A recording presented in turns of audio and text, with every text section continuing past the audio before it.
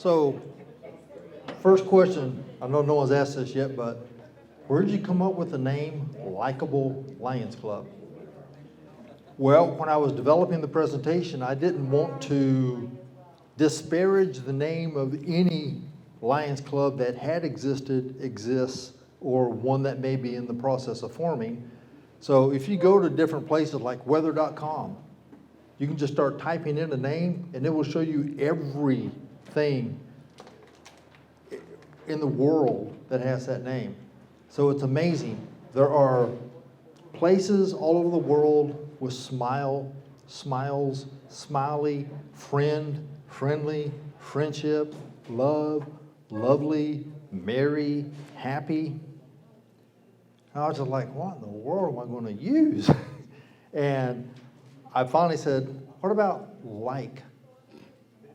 Taken. So I looked likely. Likeable. There was no likable that came up.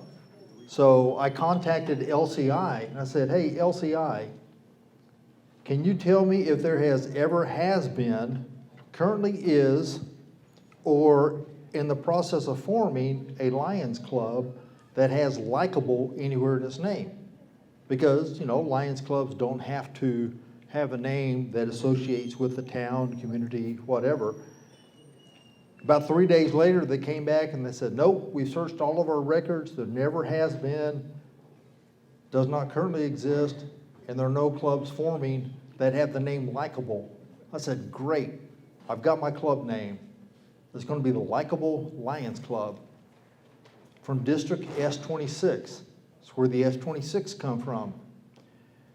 Well, I actually have over here a death certificate for the Likeable Lions Club. And one of my Lions from my club, past council chair Dick Culp, made me a wooden urn. And inside that urn are the ashes of the Likeable Lions Club's charter.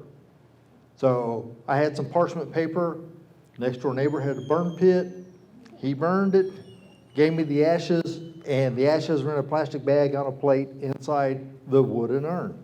So it's a whole complete, memorial service. So in getting ready for the death certificate, well, coroners have a code that they use to tell you how the person died. I did not know that there are many, many hundreds of death codes. They have 3-digit codes and 4-digit codes.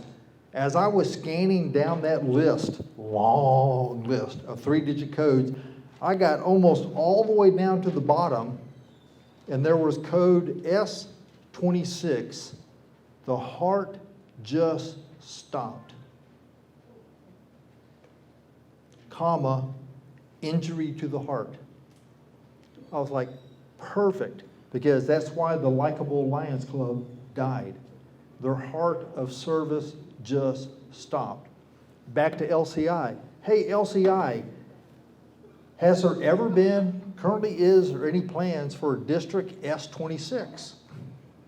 Because I don't know if you've ever tried to make rhyme or reason out of district codes in Lions. I think someone just threw a bunch of BBs at a wall, and that's how they came up with the lettering and numbering scheme for districts. But LCI came back and said, no, never has been, currently does not, and we have absolutely no plans to have a District S26. So I said, great. So LCI actually cleared me to use the name Likeable Lions Club and District S26. So that's why everything is likable, and that's why we use S26, because they're not used, have not been used, and will not be used by LCI. So I don't know if LCI has those reserved for me now, since I'm going around doing this presentation. I'm doing the Lions of Virginia have now asked me to do this presentation for them on November 19th. Then I'll be doing this presentation again January for the Tennessee Lions Learning Retreat. And then the Lions of Illinois have asked me to do this presentation at their state convention May 19th. And I've also submitted this as a session for USA Canada Leadership Forum, September 2023 in Reno. I'm currently, well, on Monday, I will start work on the follow-up presentation, which I've tentatively have titled Rising from the Ashes. How do we take dead clubs or clubs that are dying? How do we rebuild them, revive them, revitalize those clubs? And I've already got, I think, 5 interviews scheduled for people I met at the USA-Canada Forum. And then I'm going to be reaching out also to the infamous Seal Beach Club in California.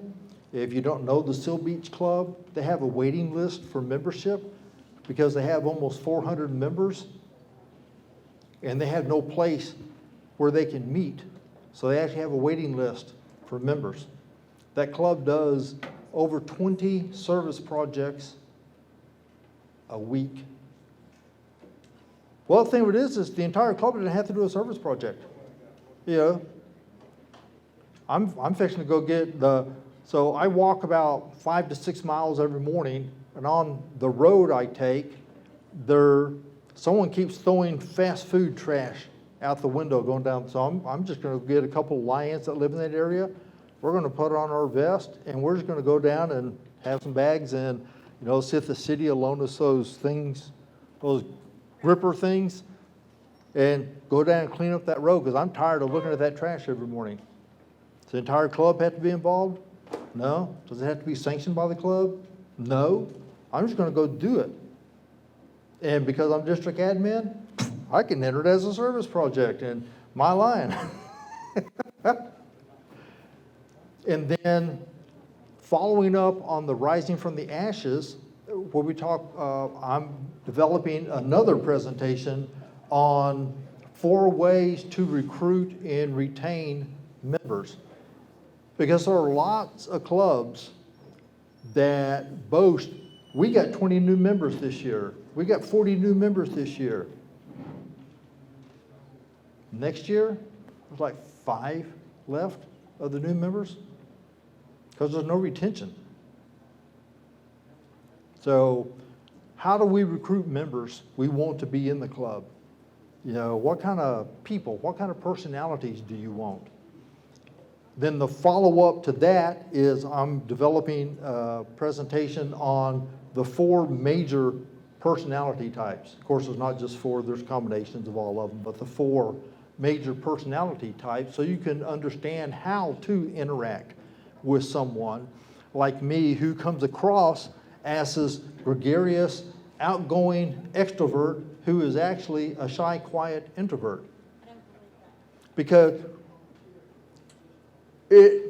my wife says it's strange. I have spoken more today than I have in our 38 years of marriage. That's what my wife will tell you. But when it's weird, so I'm actually a trained professional musician. I was in college as a music major, so I'm a trained performer. So I'm trained to get up and sit in front of a group, you know, play tuba, bass trombone, whatever. And it's weird. It's just like when I get in front of a group of people, the switch just flips, and all of a sudden, I become this very outgoing person. But I can promise you, as soon as this day's over and I get in my car, I'm an introvert. You'll see me, I will walk into the hotel and I'll go to my room and I will not speak a word to anybody outside the hotel, in the hotel, just go to my room because I'm just not that person. My wife, on the other hand, has never met a fence post in the middle of a desert she could not have a conversation with. So when they say opposites attract, opposites attract. So I am developing 3 additional presentations, so I'm hoping to have it done by January.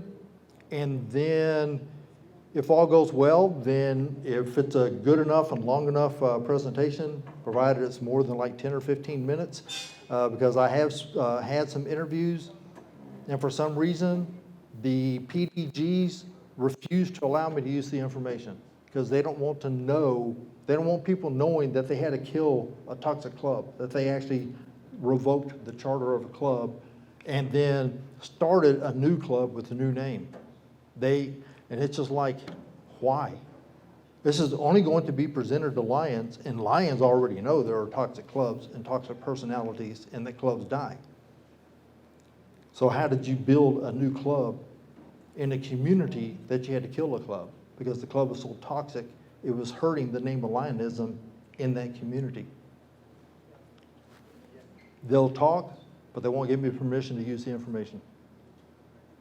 So I'm hoping the people I met at USA Canada will actually give me useful information and allow me to use that information. Who knows if it's a good presentation?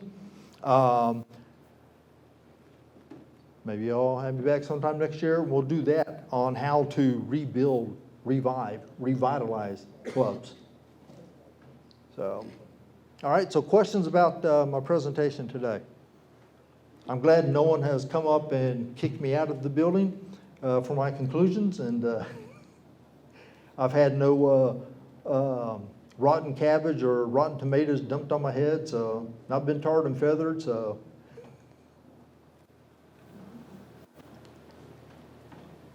It's very interesting. Yeah, well, thank It you. makes a lot of sense, and a lot of it is like, yep. Yeah. But then there were other things that you talked about that it was like, oh my gosh, that's horrible. I couldn't even imagine. Yeah. Having club members that get up and stomp their feet, demand and yell, and I've never witnessed that in ours. My next door neighbor. I interviewed him because I was told about why he left the club. And he was very active. Every club member, every club meeting, district meetings, MD, state, international conventions. And he vehemently disagreed with the decision the board made. And he was the only member that disagreed with it. And as we say, where I grew up in the South, he got his panties in a wad, took his toys, went home. Never went back. His reason why he left, he got too busy. It's too bad when you yourself get in the way of helping others. Yeah. Because you've lost that Yeah. vision and mission. Yeah, and for the survey questions and even, some of the additional points to my 8 points came from Lions. Why do you think clubs die? That all came from Lions. My daughter had to shrink the font a little to keep it from going to a third slide. And now that I will be interviewing Lions from Virginia and Illinois, there may be more bullet points added to some, because I'm sure some of you that I interviewed saw your points on the slides, because I added, and I said, wow, I've not heard that. In over 80 interviews, no one brought that up. You would think that all the retired people I interviewed, someone would have said, I'm retired, I'm a snowbird, I travel. No, didn't hear that till I interviewed Kentucky Lions. And there were some other points. I think we can't stay in reverse, I think came from Kentucky Lion. And all the interviews are anonymous.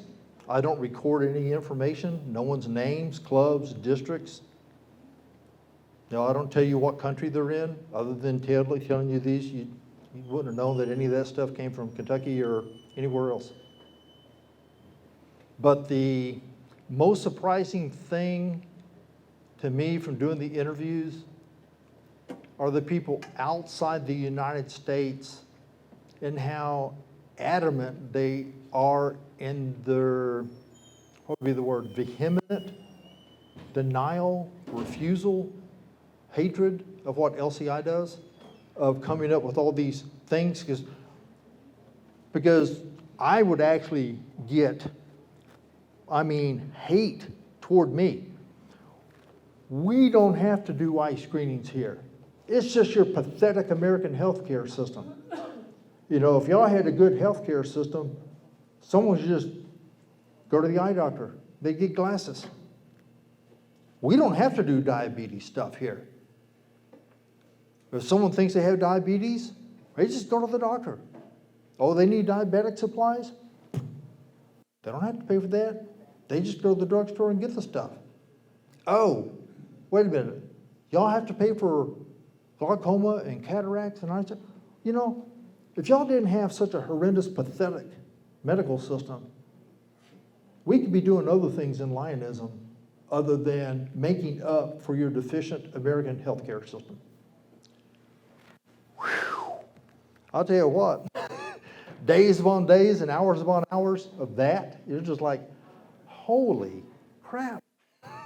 There are some people mad, you know, and they're just like, we do what our community needs based on what our community needs, not based on what your pathetic, hideous American healthcare system makes y'all do, and that LCI tries to force us to do.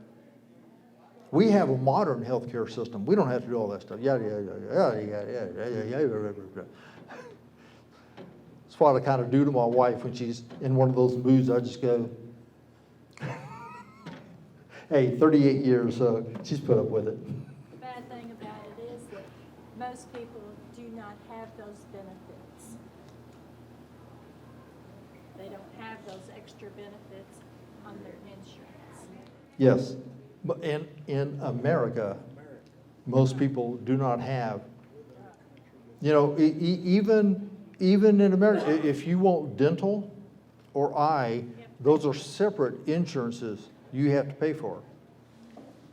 And so if you want eye care, you buy separate eye care insurance. You want dental stuff, you buy separate dental insurance.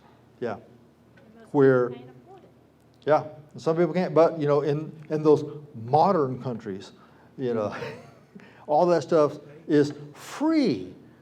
And I'm just like, and your tax rate is 62% and it's free. Okay, so we won't go down the political road. We're a, what was the word? Nonpartisan? Well, we're not a political organization, so. The question online is, can we discuss an approach to a club or clubs that have given up, shut down, so to speak?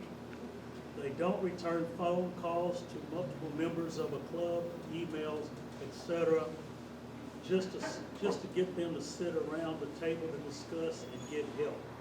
So how, as all of us here, do we have some dialogue as what we can help this second vice district governor out, and how to reach their clubs?